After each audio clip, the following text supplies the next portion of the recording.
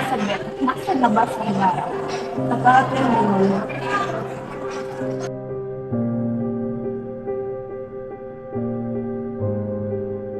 Ito, sana tawagin.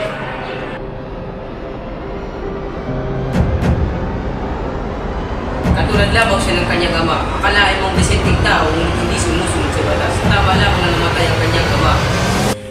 Ako naman ang pakinggan mo, pinakiwas ng taong ito, ngunit dinala siya ng Diyos para akong humatol. Naging mabait ang aking ama sa inyong lahat.